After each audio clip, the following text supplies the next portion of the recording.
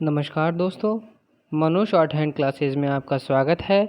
दोस्तों, यहाँ आपको मिलता है 110 शब्द प्रति मिनट डिक्टेशन। दोस्तों, डिक्टेशन शुरू होगी 3 सेकंड बाद। अध्यक्ष महोदय, मैं कल कह रहा था कि वित्त मंत्री जी ने जिस संदर्भ में यह बजट प्रस्तुत किया है और जिन परिस्थितियों की पृष्ठभूमि में वित्त मंत्री का भार संभाला है, उस दृष्टिकोण से यदि इस बजट को देखें तो हम इस परिणाम पर पहुँचेंगे कि वित्त मंत्री जी ने निश्चित तौर पर ऐसा काम किया है जिसके लिए वे धन्यवाद के पात्र हैं। उन्होंने देश की अर्थव्यवस्था को सुधारने के भार को लेकर उसमें सफलता प्राप्त करके देश की बिगड़ती हुई आर्थिक दशा को सुधारा।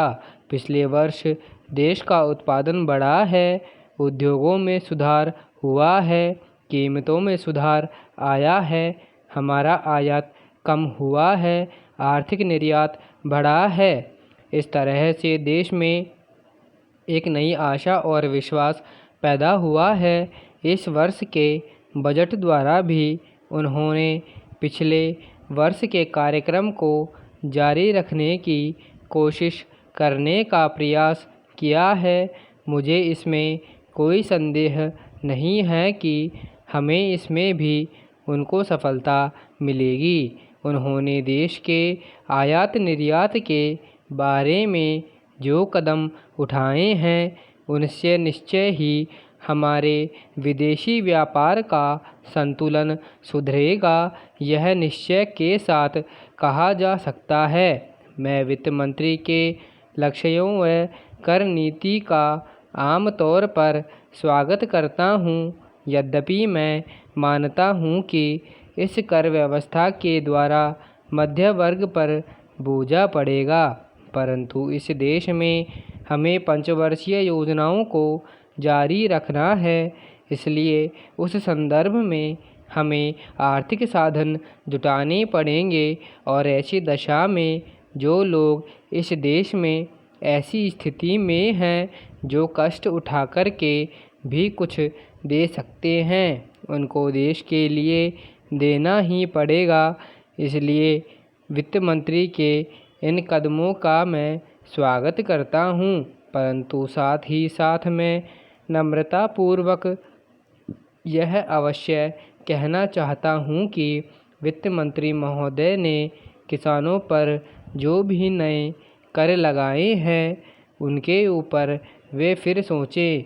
मेरी मान्यता के अनुसार वित्त मंत्री द्वारा खाद पर जो कर लगाया गया है, जो शुल्क लगाया गया है, वह एक ऐसा कार्य है जिससे इस देश का विकास रुकने वाला है। उन्होंने अपने बजट भाषण की भूमिका में कृषि संबंधी कच्चे माल के उत्पादन के लिए पूंजी लगाने की आवश्यकता पर जोर दिया है। उनकी स्वयं की यह मान्यता है कि कृषि का उत्पादन बढ़ाना बहुत आवश्यक है।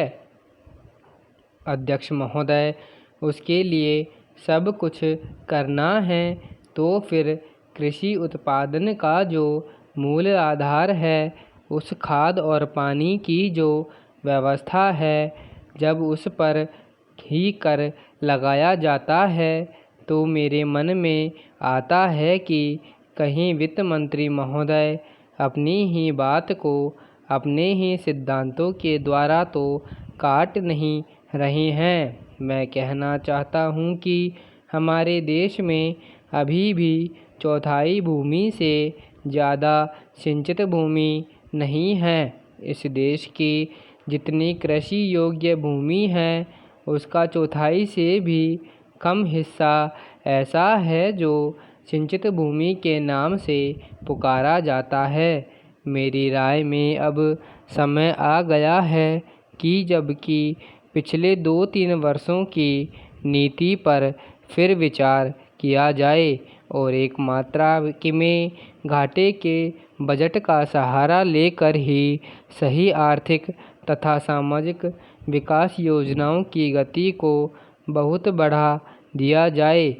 इस मामले में मैं समझती हूँ कि तुरंत कार्यवाही होनी चाहिए ताकि आज जनसाधारण में जो असंतोष उभर रहा है वह हानिकर दिशाओं में न चलने पाए।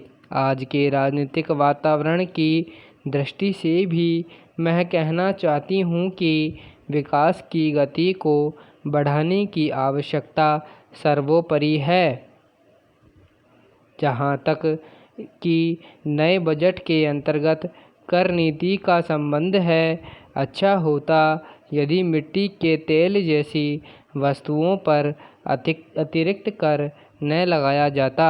मेरी राय में इस प्रकार के करों से बचना उचित है, परंतु वस्तु स्थिति कुछ ऐसी लगती है कि प्राय गरीबों पर करों का भार लादे बिना सरकार की गाड़ी आगे नहीं बढ़ सकती।